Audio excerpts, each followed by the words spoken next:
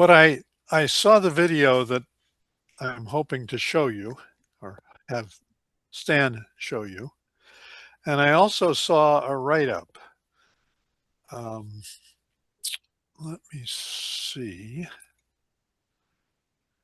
The conversation is typically written by numbers of academics. And this one caught my eye about the same 2 weeks ago. According to PPP analysis, China has surpassed US in research spending.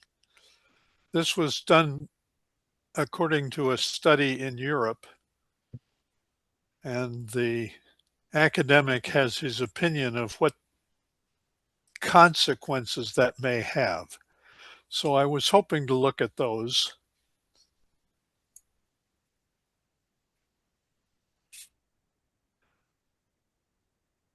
And I was particularly impressed with the slant that the video takes toward China's behavior over the last 20 years. Yeah, Tom. Is the surpassing of our spending due to our decreasing our spending, or they're increasing? They're increasing their rate at about 10% a year, and we're increasing our rate at about 3.5% a year. No, that's probably old statistics. I'm pretty sure we're That's decreasing. last year. Yes, this is true. This year we're decreasing it more than that. Precipitously. Yes. Yeah, yeah.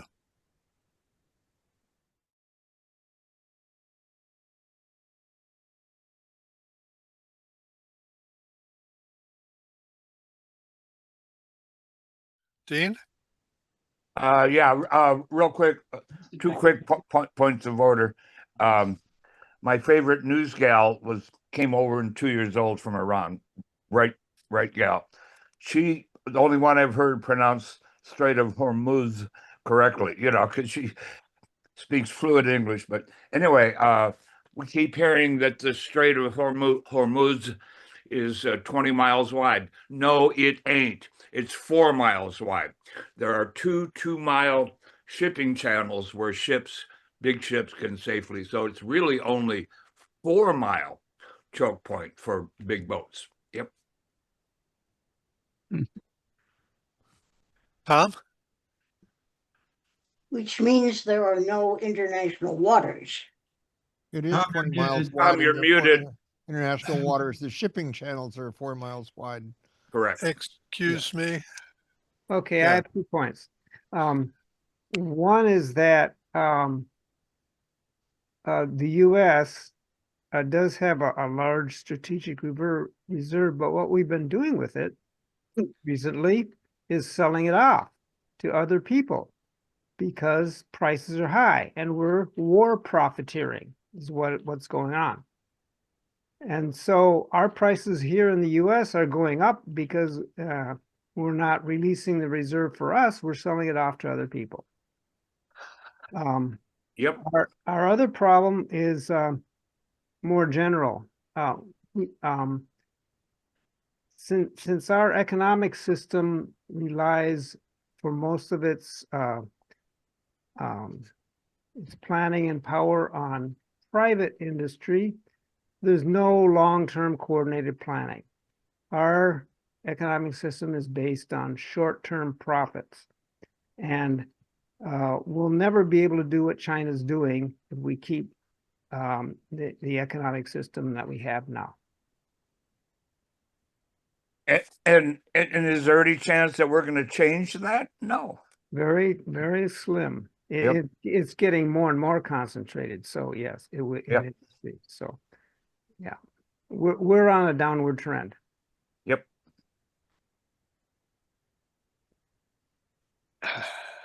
Carol, you were speaking earlier. Or trying to.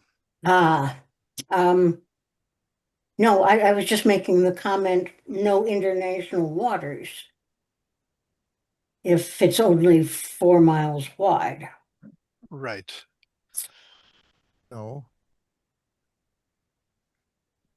I think that, Tom, Tom was saying was correct in saying that the greed or the need for immediate profits. There's a term that I like to use is are you being on the right side of history? And I think that the Chinese, because of their culture, have a little bit more long vision capability, and they're able to stay disciplined to that. I think it requires discipline to being able to keep a vision of how to go about doing things and a process. You know, I think that that's their strategic advantage, is that they're more disciplined and more converging on a process that's going to sustain them for a longer period of time.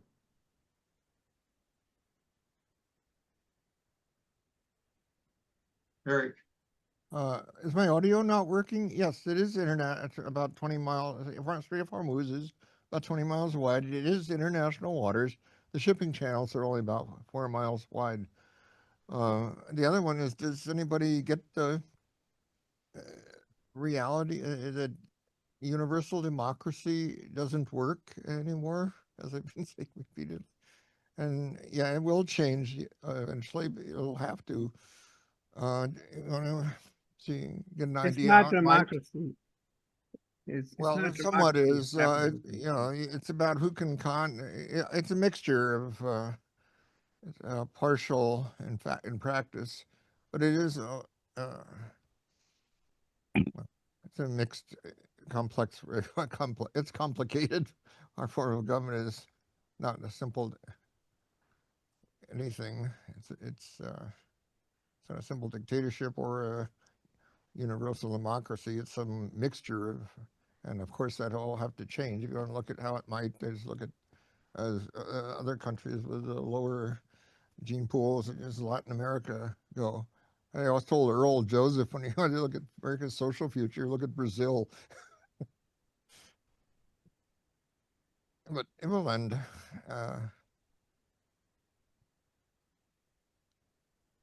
Or unless China wipes us out first.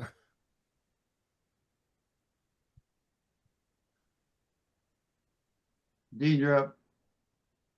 Okay, yeah. So I remember way back in the day, Russia had their 5-year plans, right?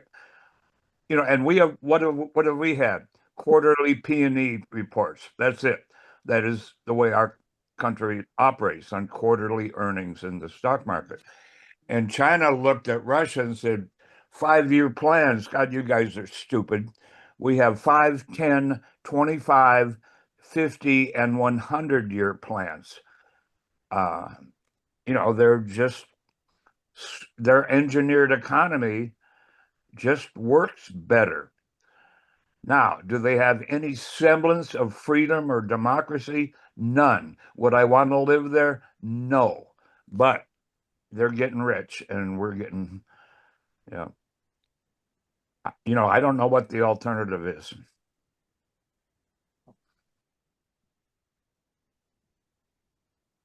Chris. I don't think it's a given that a planned economy is more successful than an economy that works on short-term profit. I don't think that's a given. I don't see proof for it. It may be true, but I do not think it's a given. And to assume that that's the case may be wrong. That's all. Carol. Yes. The great advantage of our short-term economic planning is that it can turn on a dime. we're not doing 20-year planning or 100-year planning. And that gives us the ability for the whole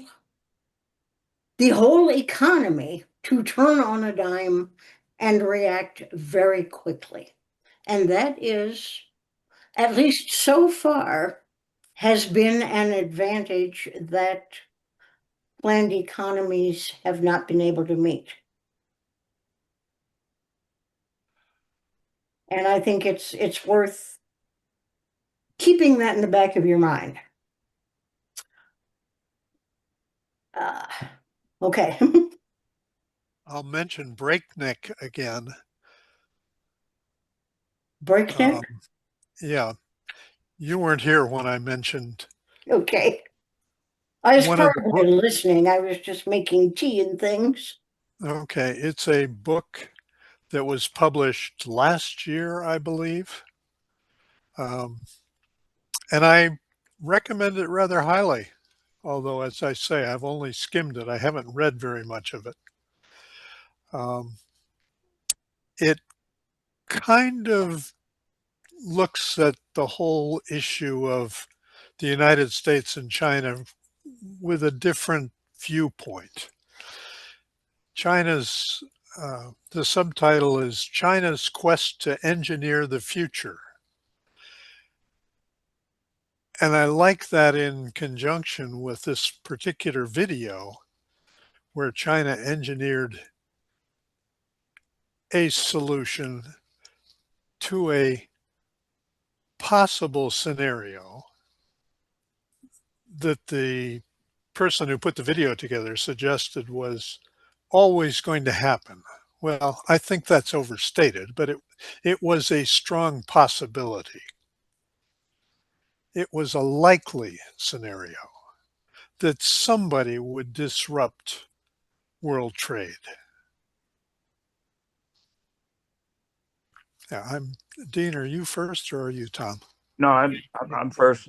Yeah, and that's why I have insurance on my home and I've never filed a claim. You know, can that 50-foot tree fall on my house? Yes, it can. Will it? Probably not. But if it does, I'm covered. And to Chris, you just saw 20 minutes of how a long-term planned economy made them more bulletproof and less vulnerable than we are. You know, and yes, we can pivot. Our economy can pivot. All you got to do is post it on TikTok and it'll go viral and blah, blah, blah, and money will come pouring in. But you don't think the Chinese, they can build a city in 4 months, for crying out loud. They have done it. They can also, when they put their resources to it, pivot very quickly while having a long-term plan. They do both, I think. You know, I mean, they're just smarter than we are. You know, that's just the way I look at it. Tom? Yeah, the idea of that we're good at pivoting and reacting quickly. Yes, we are. But times are changing. For example, all the crises we've faced before have been addressable by reacting. The coming crisis with AI, for example, once it happens, it's too late to react. We have to be proactive, much more than reactive in these days and going forward. So yes, being nimble and reactive is good, but on the other hand, I think we're getting kind of sclerotic with more and more wealth being concentrated in fewer hands. That means there are more choke points that can be applied to the U.S. and it's makes us actually more vulnerable, I think, the way we're heading. Less resilient. Yes, which could be ameliorated by better long-term planning. Yep. H. Tom?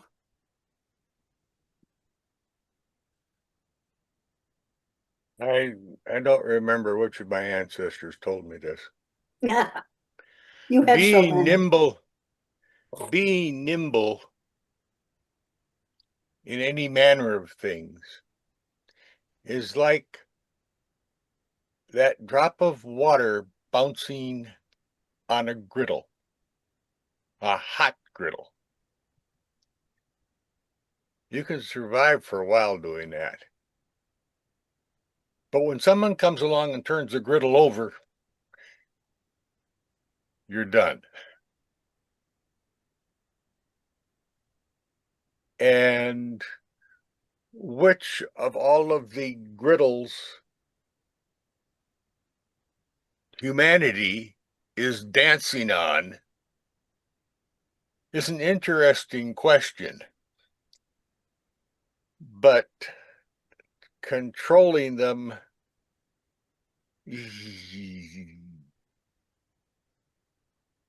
we aren't that smart. Not individually, and definitely not as a mob. Yep. Please don't say mob, say crowdsourcing. Maybe that's better. Maybe. Yeah. I thought Crowdsourcing your intelligence on TikTok, I'm not sure. the video made some interesting points. I think they overstated some things, but it's a way to make a point. I could And comment I, on the video in that I watch a lot of videos on YouTube, and seems to be a kind of video where they make 5 points over and over and over again.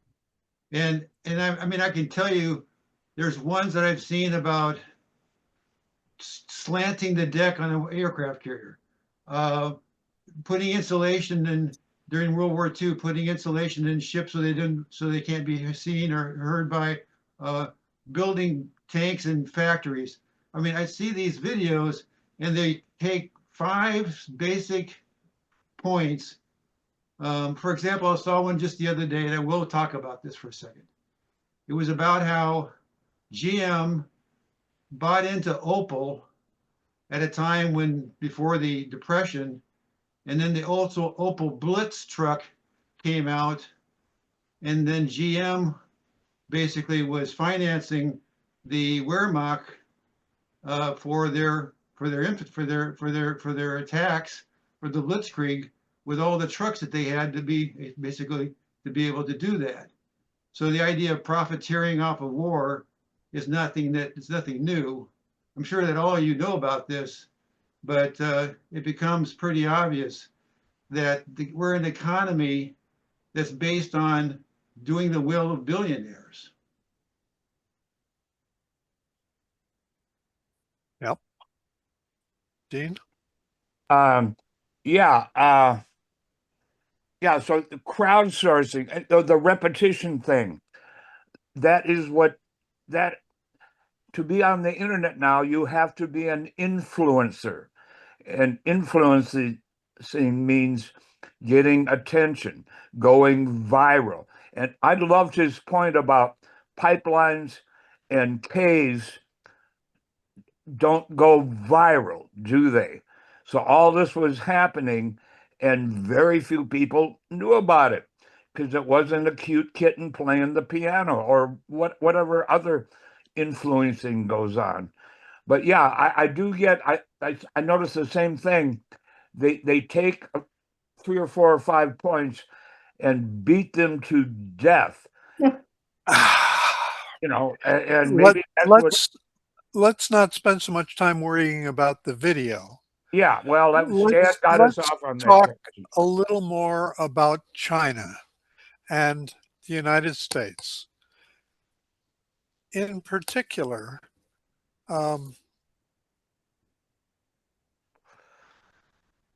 China is managing their economy with some different goals, perhaps, it's easy to see on the basis of him hammering this point over and over.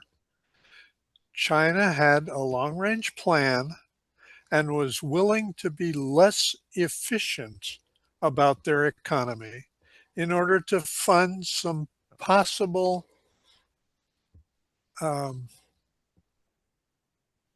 backdoors, I believe he called them, some engineered solutions to some possible problems without knowing that they were going to be a problem. Yeah, Dean. The magic word, engineers. You see, and engineers engineering the future, the economy, or whatever. And engineer is a very broad word, right? But Right. but It's an approach. It's an attitude. but Mhm. but engineering is where the rubber of whatever, politics, science, whatever you want to name, hits the road. That is what engineers engineer. There are economic engineers. There are, but yeah, I remember years ago, it's in my brain, I can't get it out, that China graduates more engineers every year than there are in the US. That was true. And I said, oh my God, they're going to win. I'll shut up. Tom? You're muted. I'm muted. Planning by China was not necessarily to address any specific problems.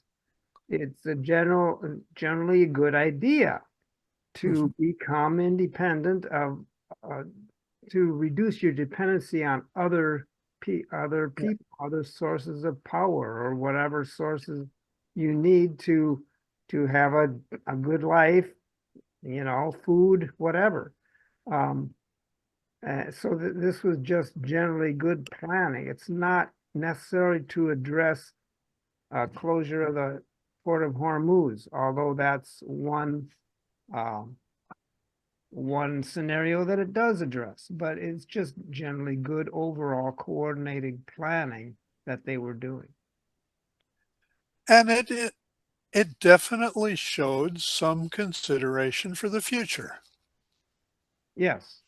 And for us, our future is 3 months from now. That's what we do.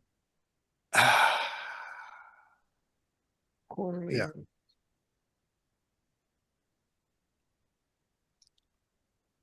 Dean? No, Eric's ahead of me. Okay. Sorry, Eric. A big Eric, part of any- why they're winning is because their rulers are mostly engineers, not lawyers and investment bankers. My point, yep. Yep. And that's a point that It didn't work when Mao Zedong was in, because he was an illiterate peasant, basically. A great guerrilla fighter, but didn't right. didn't work beyond that. Great job. The Breakneck stresses the difference between engineers and lawyers, and actually Well- suggests that both the United States and China are a little bit extreme, and that a compromise between the two might be a very nice solution. But go Yeah, ahead, would be page down. Speaking of lawyers, though, just a quick interjection. We have 10 times as many lawyers per capita than Japan does. So that's part of our problem. We have 4 times it would more. be interesting to know what the ratio of lawyers and math teachers was. Yes. We 1/4 of all prisoners in the world are in American jails. Well, it should we be more. have I'm not sure when it happened, but in the 1980s, I was working at the University of Minnesota for the math department. And I got a collateral job because the business department had a bunch of PhD candidates who were struggling with the mathematics of getting a PhD in business. Now, I can understand that business people might have trouble understanding hyperbolic cosines. As a matter of fact, I'm not sure that I understand hyperbolic cosines. But there was this group of 24 initially, we lost a couple very quickly, people who were struggling with basic mathematics. And I finally went to the education department and got some tests and applied them. And then I went out and found 20 copies on eBay of my 7th grade algebra book. And I used that for a text. These people already had master's degrees.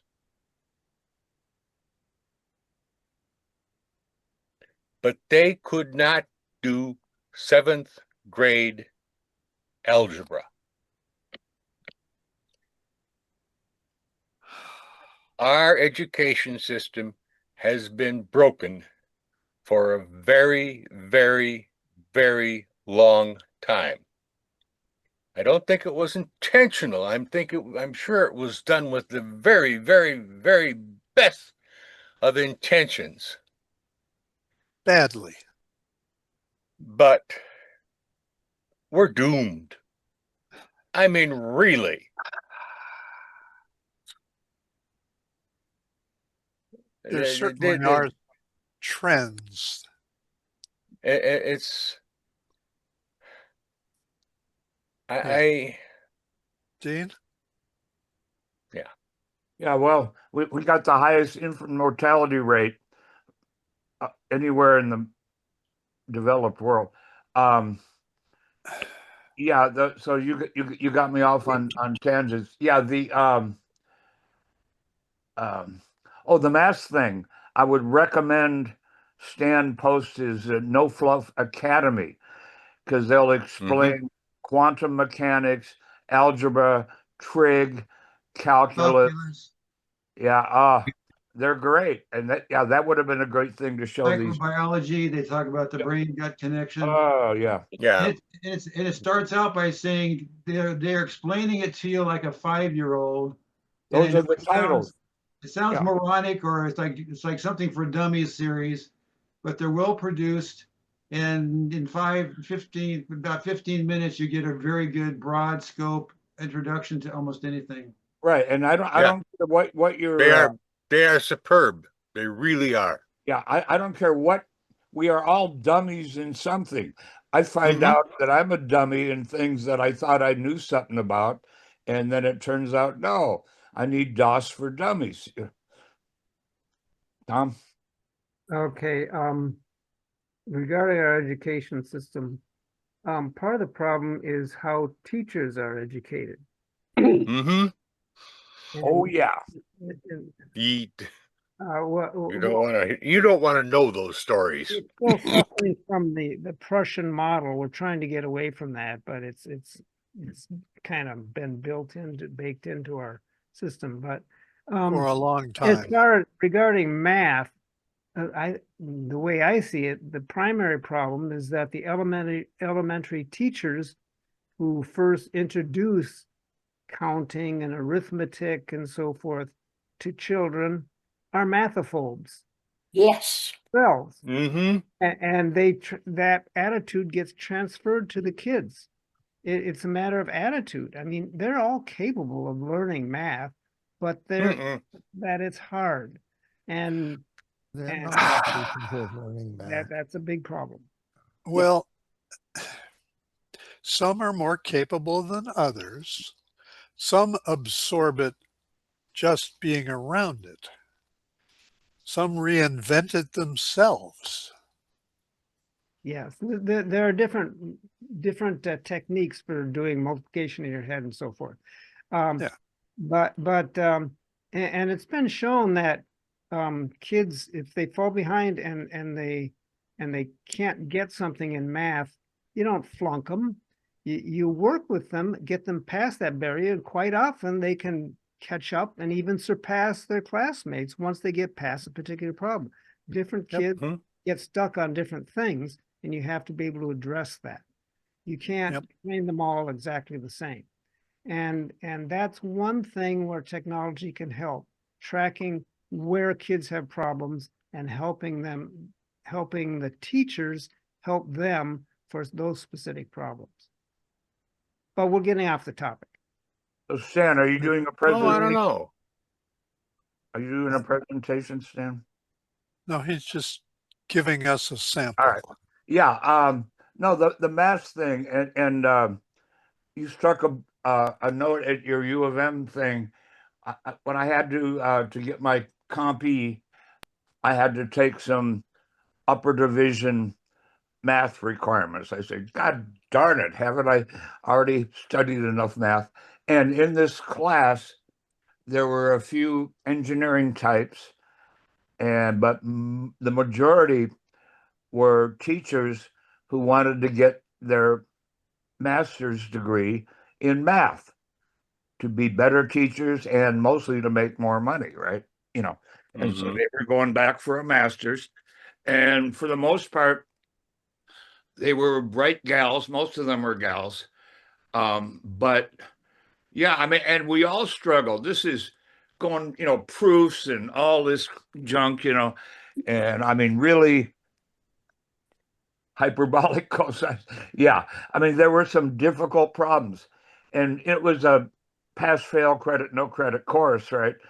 But I mean, just to get a C or a B felt like a victory, unless you're, a total math whiz. And yeah, but it was interesting that, and I thought, my God, there were a few in there, and it scared the bejesus out of me that these people were going to be math teachers a bit, because they were mathophobes, whoever used that term. But they had interest, whatever, but that doesn't mean that you're good at teaching it. And I've had teachers at State who said, get Maxwell equations and all this. He said, look, I don't expect you guys to grasp this in 1 or 2 semesters. I had to teach it for a year or 2 before I got a handle on it. You learn by trying to explain it to someone else. But anyway, I'll shut up. Can we get back to China? Yeah, let's get back to China. Yeah.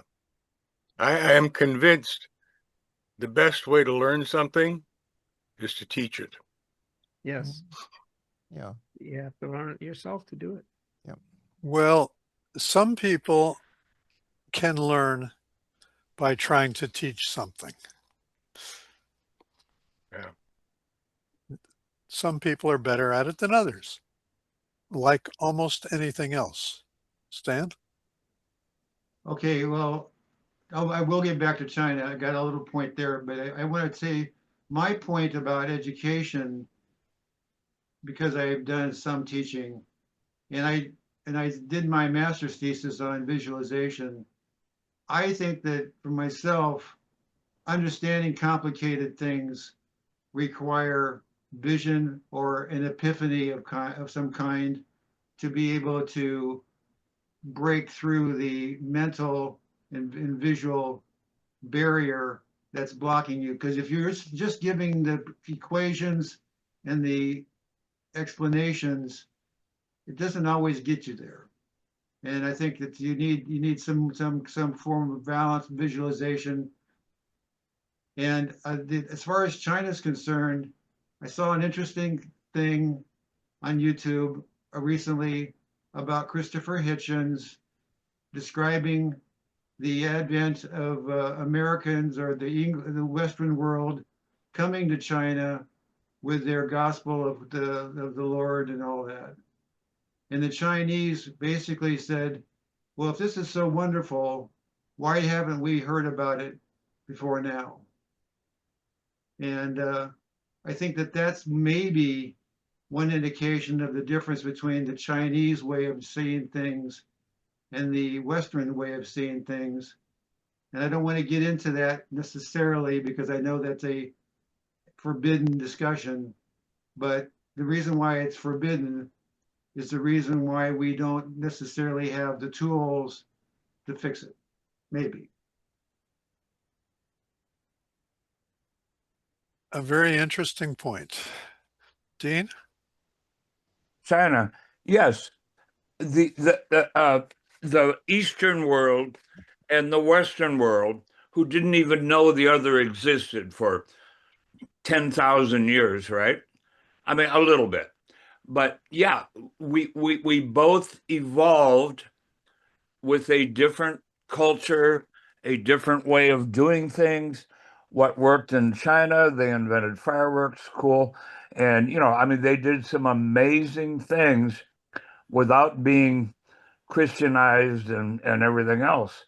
But the Western world also did some amazing things.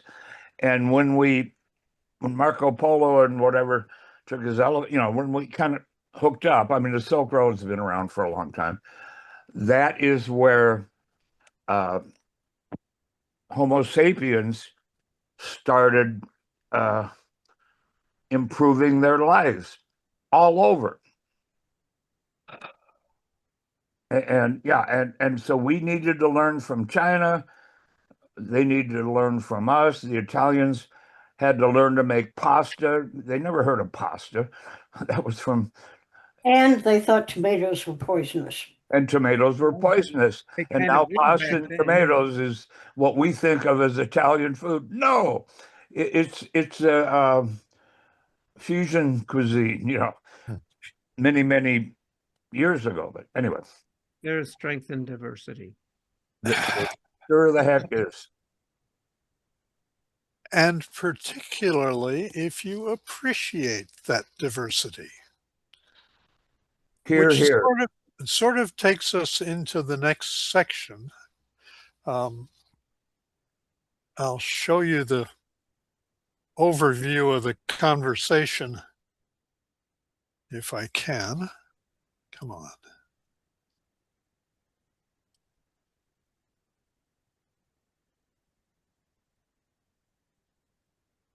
You should be seeing a picture of Chinese flag and US flag. Yes. And I don't know if that's legible or not. But according to a study done in Europe, OECD, China has now surpassed the US in research spending in 2024 when adjusted for purchasing power parity, which is not trivial to do. So just take it as a general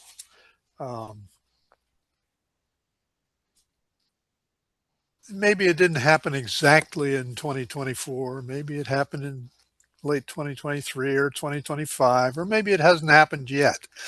But the trajectory is China is attempting to spend more on their scientific research, on their development, engineering development. And it's kind of hard to distinguish between pure science and research and development. But the general trend has been China has been improving over the last 10 years, and the United States hasn't been improving quite as much. Chris? And you're muted. There is a disconnect that I don't quite know how to resolve. And that is if you listen to one YouTube video, it talks about how great China's doing. And if you listen to another, it will say how China is in imminent collapse because of democracy, because of their finances, because of this. And this is diametrically opposed. And these are by reasonably intelligent people, and they can't both be true. Is there any way you can address that? Oh, yeah, lots of different ways, but I don't have a crystal ball either. Are you talking And about I'm- Peter Zeihan? Yeah, Yeah. that's one of them. Yes. He's certainly one of them. And he has some very strong points. He's an excellent author. When he puts it down in a book, some of those books are very useful. But he has his biases also, and it's tough to predict the future. Yeah. Eric? Well, his obvious flaw, which he has to in public continue because of the ruling woke religion, is he only talks about quantities of populations, not qualities of populations, which is the deciding factor, which of course, relating it to China, is the eastern cities consistently there score about 105 to 110 in IQ. And IQ was never intended to be a measure of intelligence in the first place, but we won't go there. Well, it is. In fact, it is the best thing we've got. No, It has no, it predictive is value, yes. not. Well, you're just You're wrong. You're way just off. You're just abysmally ignorant to say that. Eric, it has is a predictive value. measure of how well you learn, particularly in the learning system that was prominent at the time. There are But still let's not factors. go there. Yeah, well, we need to. Let's go you back. can't talk about China and not their intelligence. You can't talk about why China's winning and not discuss their intelligence. I agree that that seems to be a factor. I say discipline. Yes, there are flaws. I more- have a lot of. It's far There from are- perfect yet, and There are lots of but it does ways. have more predictive value Excuse than me. anything else that the social quasi sciences have come up with. That is a fact. I don't care No, what that is an media tell- opinion. I don't care what these You said it had more predictive value. pop sci media horror scientists that they put up for the zombie horde say. It doesn't matter what they say. You got to read the primary literature on the topic. Have you? Some of No. it. Have I read it all? Absolutely not. Professor Bouchard, the best study, some of the best Professor Bouchard studies of hundreds and hundreds of pairs of identical twins at the U of M. That's another presentation, Eric, on Yeah, IQ versus But success. you cannot separate China's versus America's success without considering both their intelligence and their trends of their intelligence. This is true. All right. Well, And you guys are having a private It's fight. not We got quite both hands that up. simple. Yeah, It's- this is getting And really. my hand just came down. It's complicated. I've been trying to get the floor. being Well, ahead. why don't you give Doug a chance since he hasn't put his hand up and you Oh, there have. you go. Thank you, I'll Doug. take my place at the I bottom of think the line. Carol's next. I think Carol's next. She is, or Doug. Go ahead, Carol. Eric, I would very strongly recommend that you pick up a book that was edited by Stephen Jay Gould. Oh God, no, Gould. That has been debunked for so long. I can give you references about some. Well, actually, Even in left-wing science, Nature admitted he was outright fucking lying and stuff, and it largely just omitted stuff that didn't fit. his We are dogma. recording this video, Eric. Yeah, language. and what I found interesting Okay, I'll say about that that he book, was just lying and grossly omitting things that didn't fit with his religious dogma. he admitted he was more primarily concerned with politics than science.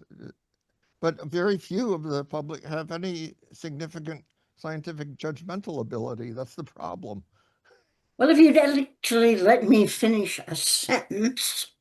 You've said more than a sentence, and they're wrong. They're just grossly misinformed and misleading. Sorry.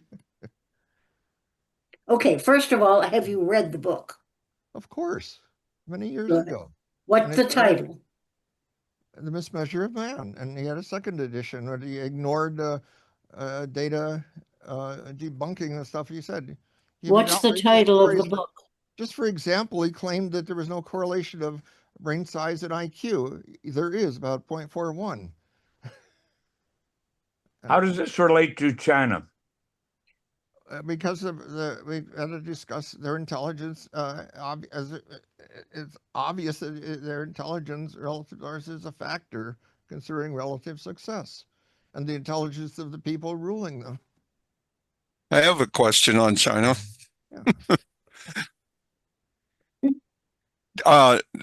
David, I'm just curious. I guess it was maybe a couple years ago, I saw what I thought was a very interesting program on TPT about China and the U.S. and how China was failing badly years ago, and the United States decided to, pump money, everything into them, trying to bring them around to our way of thinking, and they accepted it. And when they got to the point where then all of a sudden, they went back to their own way of thinking. From what you know and read, is that true? Sort of. It's complicated. But I highly recommend the 100-Year Marathon in terms of the Chinese motivation for accepting our help. I also am impressed with breakneck in terms of explaining some of the strong points for China and some of the weak points for the United States.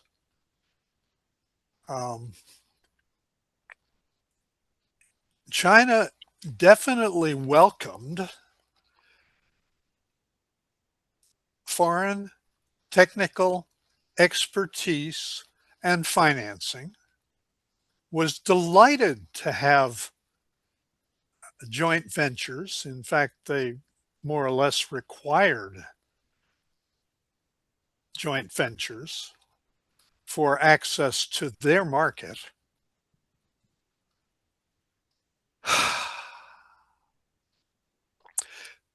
China has some strong points and some weak points, and Peter Zeihan is really good at picking up on some of the concerns. He's also pretty good at picking up on some of the concerns of the United States, but that wasn't today's presentation. Did that kind of answer your question, Doug? Yeah, to some extent, yeah. It depends on how you look at it. It's really hard to look at history. If you have a couple different historians, they're going to look at past facts from a different emphasis on a different syllable, if you will. Some people think the economy is the important thing, or the sociology, or the anthropology. They all give you a little different slant, if you will. In particular, China is now the manufacturing operation for the world. Mm-hmm. And they like it that way. They're not planning to change that. And a lot of the rest of the world is happy to have them deal with the pollution that's involved. Yeah. But in particular, today, we're looking at energy, and we're looking at how they are changing their economy. They're bringing more of the energy under their control, and that has allowed them to keep the lights on, as the video was saying. It also has allowed them to become the supplier of choice in respect to infrastructure for wind and solar. Yep. And batteries. And the way they developed their expertise in batteries is instructive. They've been providing batteries for bicycles for 20 years. Yep. And then they moved up to supplying them for cars, which is why half the cars in China sold last year were electric or electric assist vehicles. That's why BYD is doing so well. Absolutely. BYD was trying to compete with Tesla, who changed the automotive market worldwide. Disruptive innovation. Yep. Yeah. And Tom, are you next or Dean? No, I waited patiently. Okay. I won't Well, even get to the IQ thing. But you know, there was a 7'4" black kid said, "My God, you got to play basketball." Yeah, but I don't really like basketball. I want to become a cop, and they had to build a special car for him. But yeah, the way I see China is, you know, the whole thing, the cocaine wars and all that stuff, is they were happy to be, quote, colonized with our technology and glean and learn everything they could from us, the Western world, right? And then make it their own, you know. Now, also never forget that we, the Western world, financed China. We paid for all that as we moved our and also never forget that they used essentially slave labor early on in order to do that. So there's a moral issue also. There are moral questions, there are financial questions, but they mostly are using their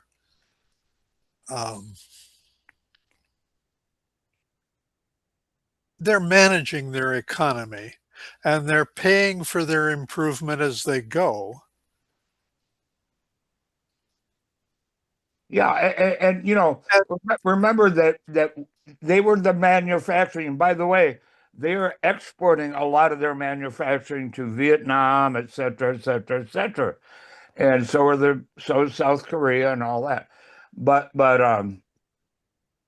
yeah, and they said, yeah, we'll become a sweatshop for the world until we can get our own middle class economy going like you guys have, and then, you know, we'll see what happens. And they have been doing that. I mean, you know, more BMWs were sold in China in a couple of years than were sold in a decade in the rest of the world.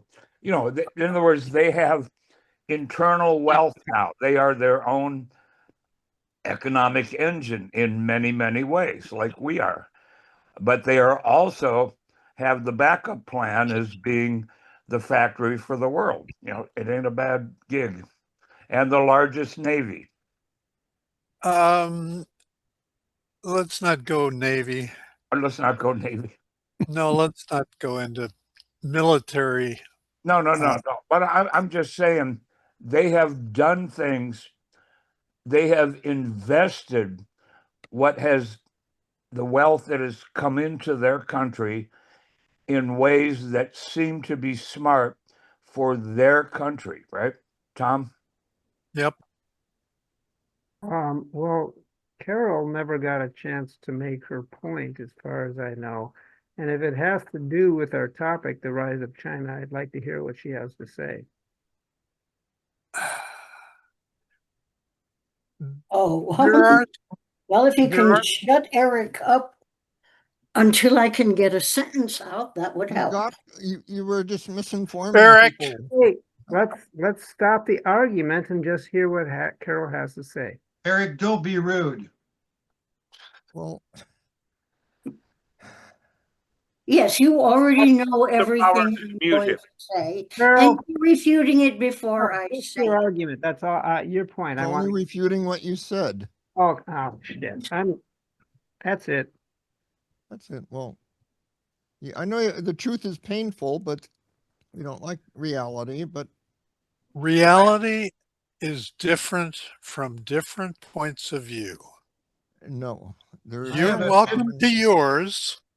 You're not Oh. welcome to chime in on her. I have a 15-minute video with Ben Gortzel. He's an AI guy he lives in Hong Kong. And I think I'd like to show this to you.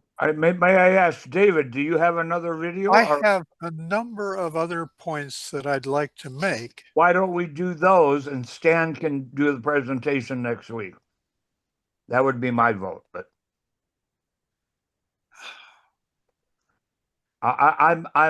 this is a great topic.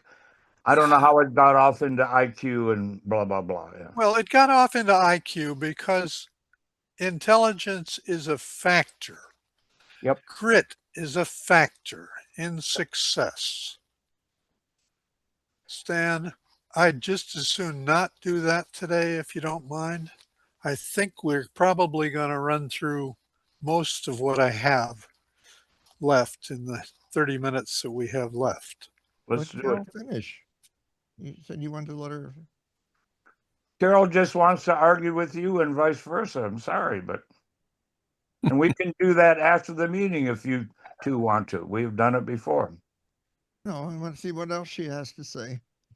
I want to hear what Let's else see she- what David has to say. Yeah, exactly. David, call the meeting to order, please. Eric, This is a OECD chart showing gross domestic expenditures on research and development as a percentage of GDP. So it's massage data, if you will. But I thought it was interesting just comparing. The actual first bar is Israel. Yeah. Wow. The second bar is, where did I put them? I can't read it. I can Korea. Yeah, I Korea. know.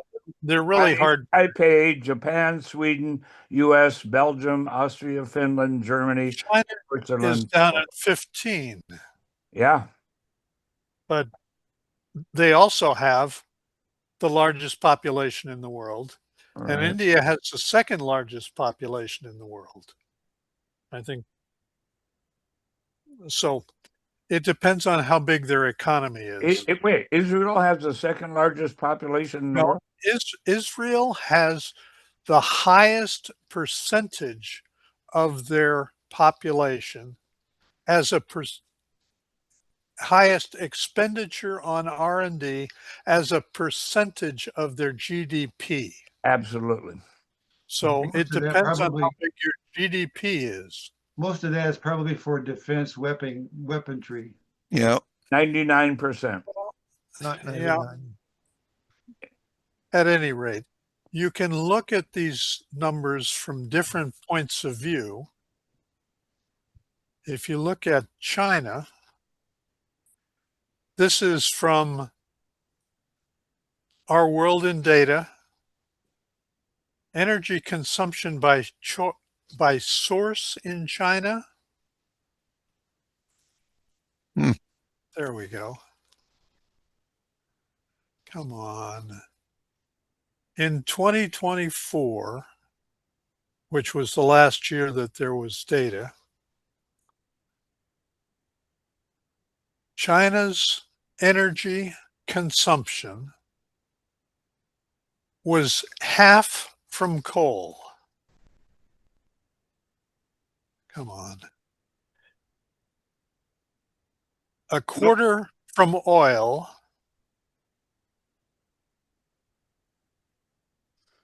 and then smaller amounts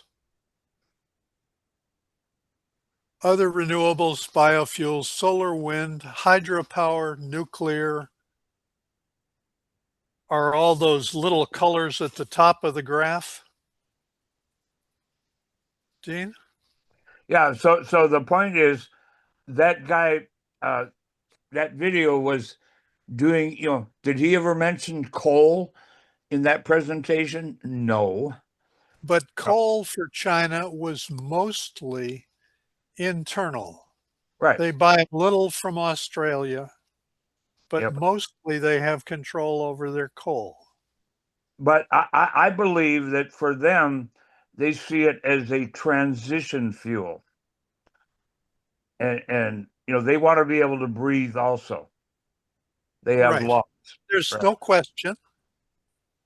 And they are ahead of the curve in terms of world energy.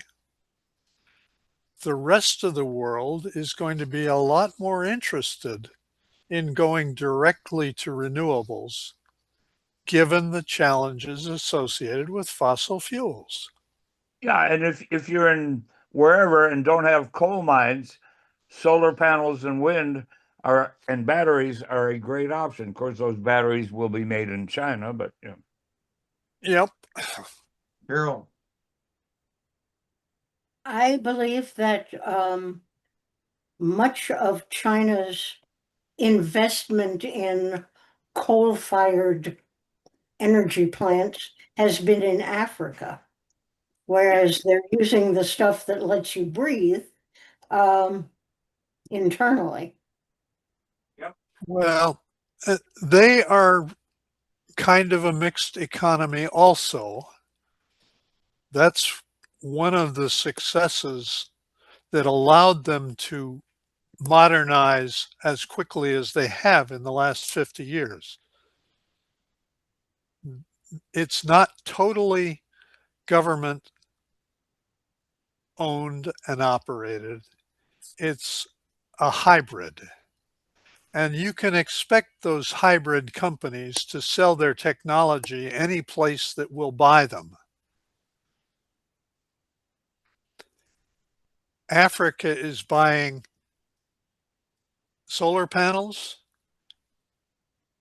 wind systems, and coal systems.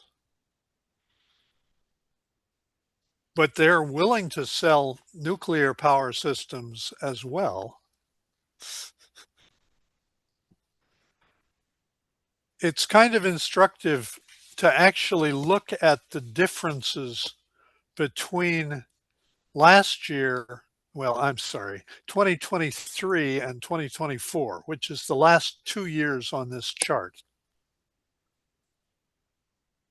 As you can see, the slope of the curves are upward. They're actually using less oil. They're using more oil at a slower rate than they are coal. And they're using more coal at a slower rate than they are solar and wind.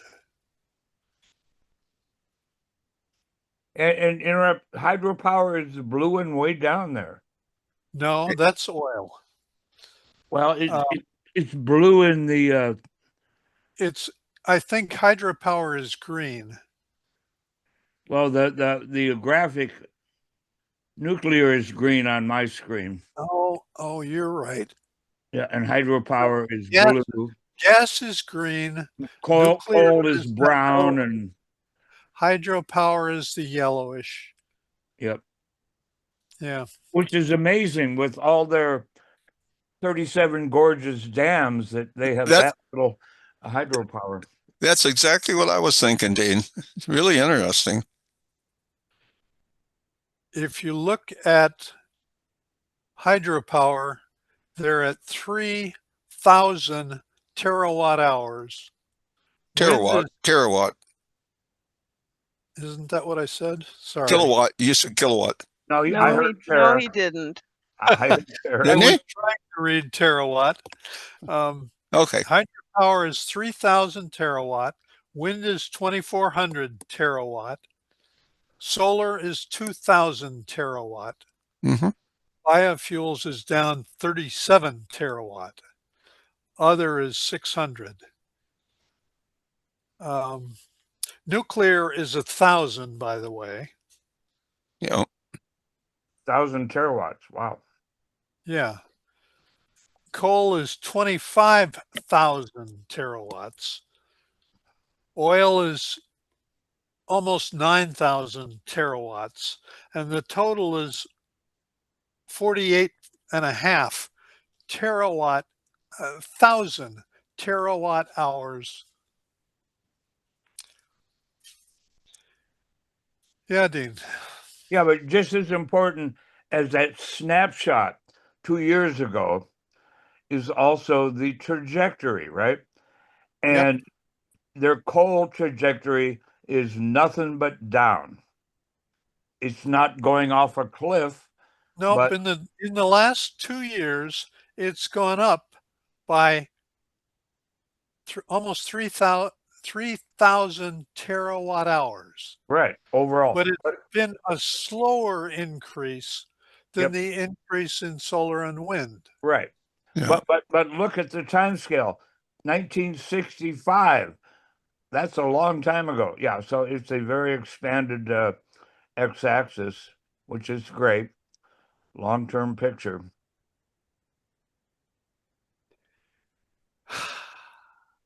But this is basic to their manufacturing. It really is. Yep. And it's also an advertisement for their infrastructure and their capability of building infrastructure. Mm. Africa's not going to go to coal. Africa's going to jump directly to wind and solar and batteries. And they're going to buy it from China because China is willing to sell it more cheaply than we can.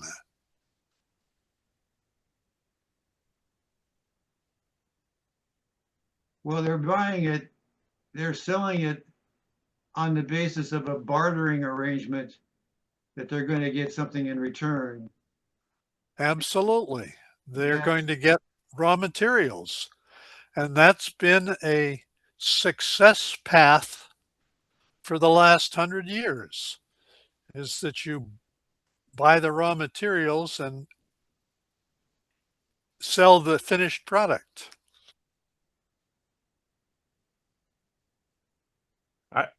I'm sorry, who's next? My hands up. Yeah, I remember that decades ago.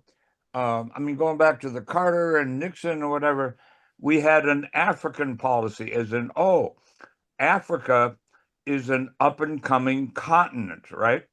And they are, and they will be.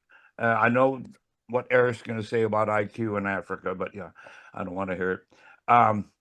But we just sort of dropped the ball on Africa, investing in Africa, so that we might get some of those strategic metals, etc., and we might help improve their standard of living and maybe even their politics and whatever. And China, when we sort of pulled back from that African policy, China said, "Oh, there's an opening. They're good at playing Go, right?" You said, "Boom, I'm moving in there," and that's what they have done. And the nations look at it like a win-win. You know, they try to do a win-win, you know, because that's how things work the best. You make, you know, are they exploiting them? Yes. Are they improving their lives? That's what the Africans see. You Americans didn't do much for us. The Chinese are coming in with your billions of dollars and investing it in Africa, and long term again, because they are thinking long term, not quarterly profits. Eric? Well, China's has been ousting for decades. They have been ousting the European neo-colonial rulers of Africa for decades now. They have a much more long-term national goal in the way they do it, as opposed to just getting in there and getting profits as quick as possible, like the French and so on did in their empire. They go in there, Chinese go in there, find out who is actually in power, whatever chief is in power, and pay him off whatever they have to get access to start plundering the resources. Yeah. Oh, yeah. And they always get almost always get by far the best of the deal. They are not. The Africans stuck with a, they build them turnkey stuff that looks good, but then they never, of course, the I'm not Africans can't saying that the maintain it, and they win-win don't. is two ways. And they are starting to rebel. A lot of the Africans, to their credit, are starting to catch on to this and are rising up and killing Chinese, their new Chinese overlords. There is pushback, but it's a different form of colonization. Yes, It's a Chinese form of colonization, but it's still a form of colonization, exploitation, whatever you want to call it. Of course. It's going to get, all those resources aren't, given the population they got, it's not going to go anywhere on their own. They're not going to be left untaken. Oh, okay. Maybe. Unexploited. H-Tom, host question mark. That's what your name says. Yeah, well, I raised my hand because in all of the glories of China in Africa, let's not forget China in Tibet. I will never. One of the reasons I hate China is Tibet. Yeah. Or Mongolia. Or Mongolia. And there's a large amount of the planet that has a negative love for China or communism or both. Absolutely. And I wouldn't be particularly comfortable if I was in Russia right now, frankly. Mm-hmm. Well, I wouldn't be comfortable for many reasons, but yeah, Right. I agree. But if you were looking at the easiest place for China to pick up a significantly larger quantity of resources, their northern border comes to mind. Yep. And they would like to be running the world, if you can believe what you can read in the book about the 100-year marathon. Right. But Britain ruled the world for a while. Then the U.S. was the new Britain. Now we're going to rule the world. And now China says it's our turn. I'm not sure that Britain ever ruled the world. No. Well, they ruled the seas. And in those days, ruling the seas was ruling the world in those days. Yeah. Right after Spain. They directly ruled the quarter. Oh, yeah, we got the whole and Spain France. And France. And the Barbary pirates. Oh, yeah. Let's spend just 10 minutes talking about research and development. In particular, where is the U.S. going with that? We've invented unrepairable cars. Yeah, And we've cell invented phones. lots of things, Smartphones. but we're seeing China, which didn't spend much on R&D, now spending as much as we are, and a growth rate of about 10% a year, where our growth rate is about 3.5% a year. Dean? Yeah, I remember that they didn't have to spend as much on R&D because they were wholesale stealing ours. That's right. That's a fact. And now they got what they want, and now they're, thank you very much. Well, no, that'll take you so far, but only so far. Right. If you never develop your own ability to innovate, you're always going to be following. Yep. This particular article suggests that more science is good. China's ascent, in one sense, is good news. More knowledge generated by researchers across more institutions expands the global pool of discovery from which everyone can draw, and the world benefits when science thrives. The problem is not that China's investing more. The problem is that the U.S. is investing less. Yep. And his point, the deeper danger for the U.S. economy is that disinvestment and selective engagement in research erodes the capacity to use cutting-edge science regardless of where it's produced. Mm-hmm. Yep. And talent compounds the problem. The U.S. built its scientific dominance partly by being the destination of choice for the world's most ambitious researchers.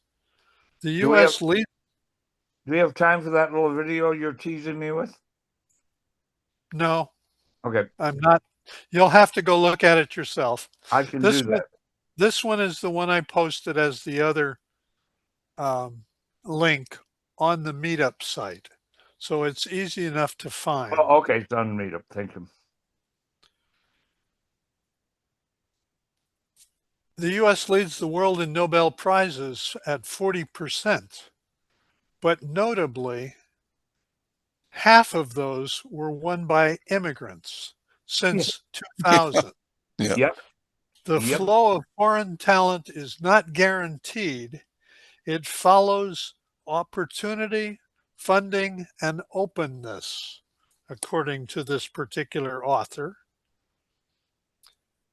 Researchers who might once have come to American universities are finding welcoming alternatives in Europe, China, and elsewhere. Yep.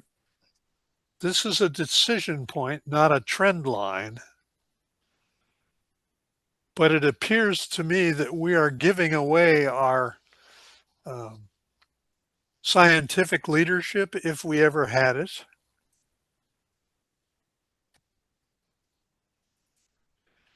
What he says is that the Information Technology and Innovation Foundation, a nonprofit think tank, estimates that 20% of federal research and development starting in the year 2026, a 20% cut in federal research and development starting in fiscal 2026 would shrink the U.S. economy by nearly $1 trillion over the next 10 years and reduce tax revenue by around a fourth of that. Others point out that scientific enterprise has contributed at least half of U.S. economic growth. And he contends that that's a lot to lose. Dean? Yeah, our I think we need a smart immigration policy, right? And of course, what the immigration policy we've had for a long time has been a brain drain, right? So the brain drain from Europe, from Africa, from wherever. And yeah, I heard the same thing, that they're saying, oh, the U.S. was a place to go get my Nobel Prize, but not so much anymore. And I remember years ago, post-Vietnam, I was considering getting the heck out of the U.S. And I looked into Australia and the requirements. And for an American to immigrate to Australia, you better have a bachelor's degree or a skill, because they didn't want you going on food stamps. So, in other words, if you could contribute something to Australia, and they didn't, I don't think, particularly cared, maybe in those days they did, what color you were or what, shape of your eyes or anything else.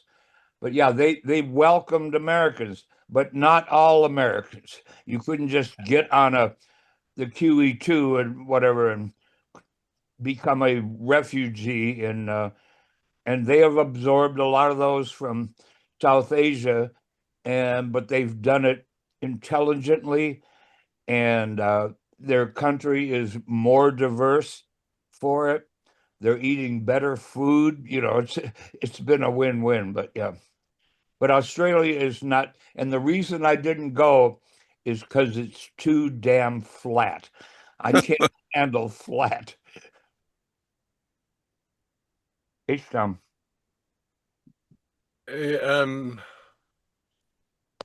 You're saying it's too damn flat, and I'm thinking of Ayers Rock.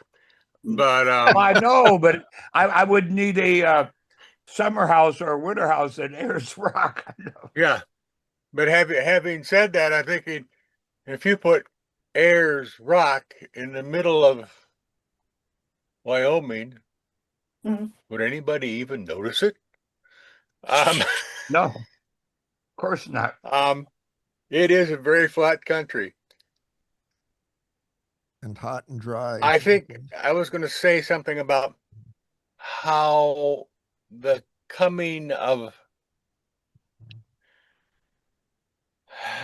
extreme. When I started in college, there was a movement to be careful not to impede people of gender or color.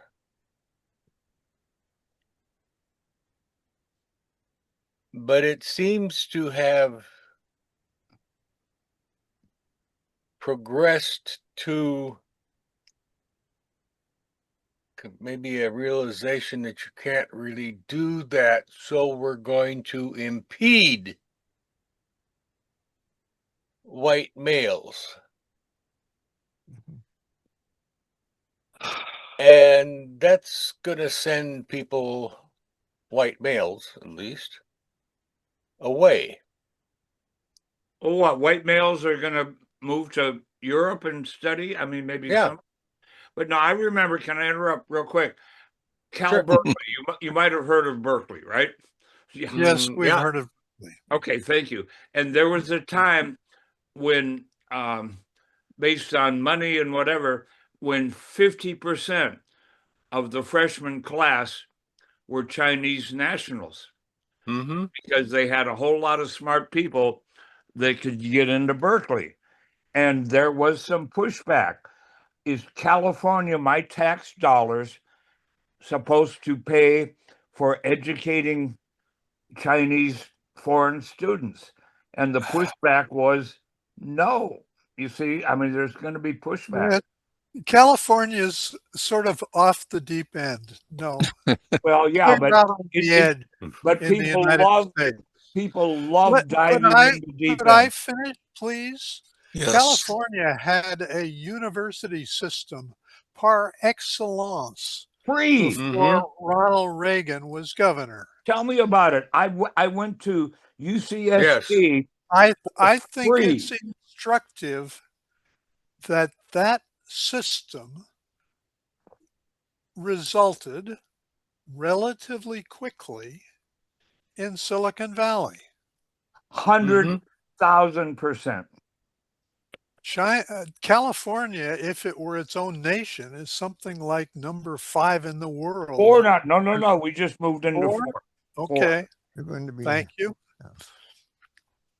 But I would have to suspect that you cannot maintain that trajectory having lost your university system excellence or having started charging lots more money for it, which just means that you will get students who can afford it as opposed to the brightest and best. But I know all about the UC system.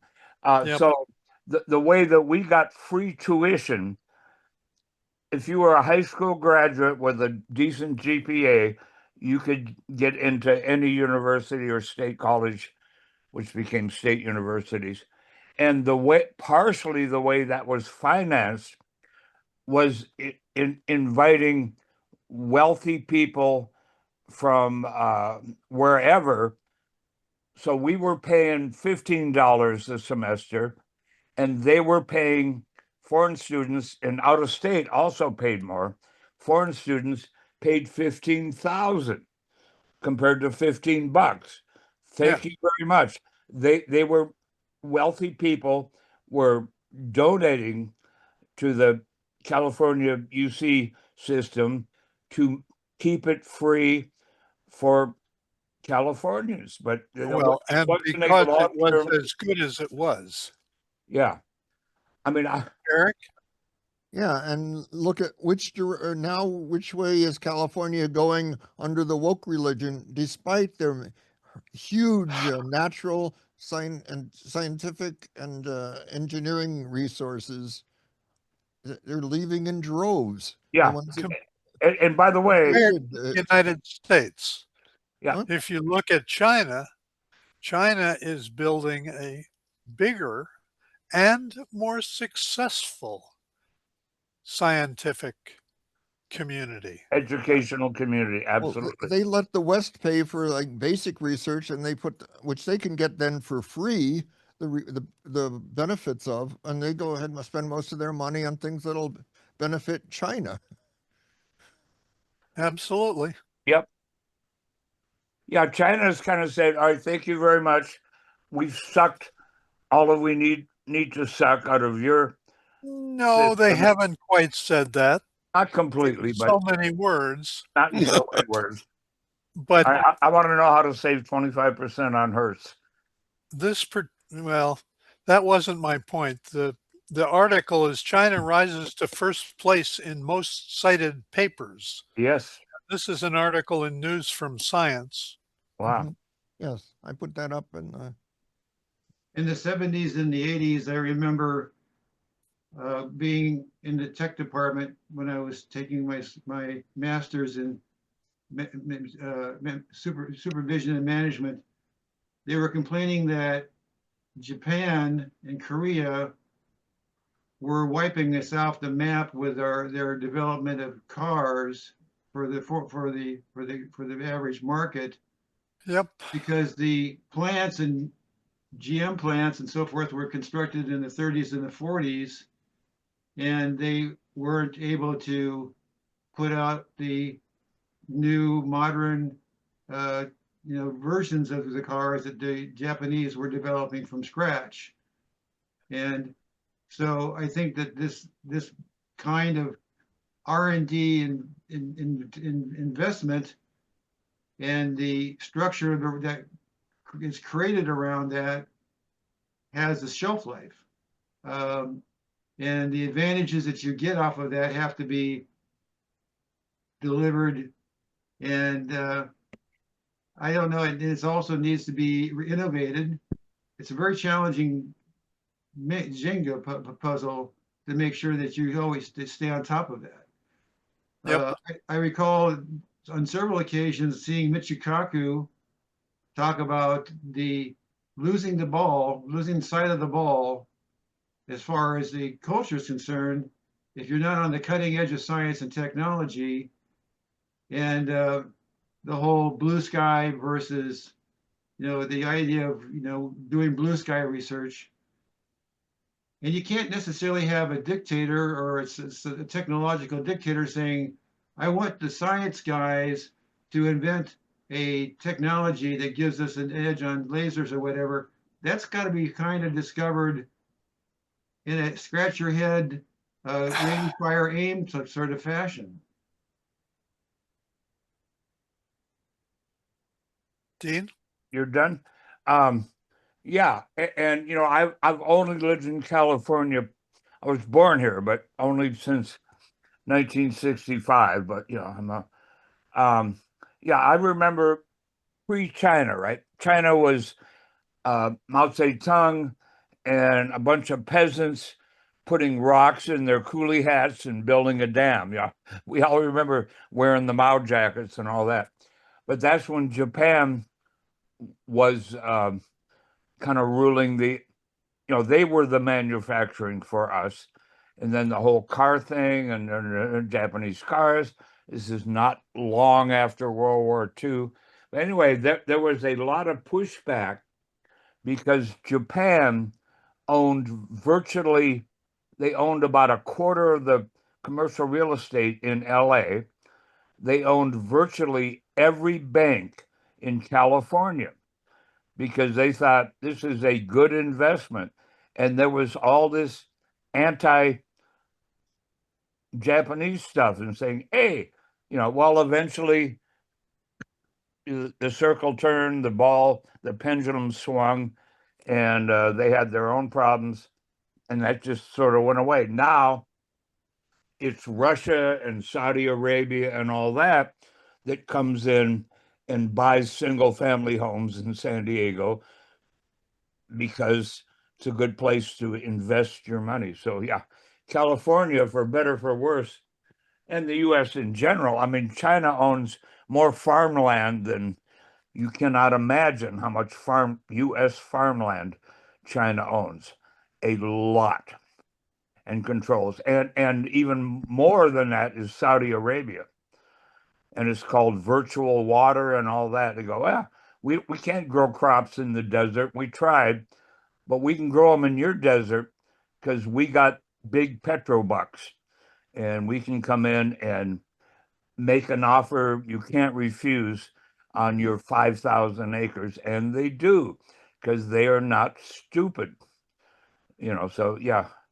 And everyone is an entrepreneur, right? Every country has their entrepreneurial spirit, and they will go where they can make money. They will go where they can ensure their economic future.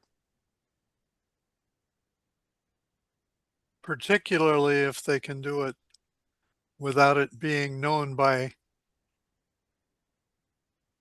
their tax entities. Yeah, So we have some issues here that we have to address too. Eric? Yeah, the Chinese have generally been better business people than the Japanese, especially in real estate. When we were in Vancouver in 2015, well, they officially said the Chinese population was about 18, but it seemed by then it was up to more like 25%. And they had to have to pass special laws against foreign investment in their real estate because they were just destroying the prospects for local people. Right. But Canada's gone down the woke tubes too. But since then, now the worst ones are tending to come to America. But pretty soon there's nowhere to go if the woke religion isn't dislodged from ruling America. That's a great song, by the way. Coming to America. Yeah. My head is song lyrics. Yeah. David, thank you. It's been really good. I'd love to know more about China. I got to go though. Thank you. recommend those two books. Read Stephen Shu. If you want to really get deep, Stephen Shu's podcast on China. He's a polymath. He talks. Okay. Thank you, guys. Yeah.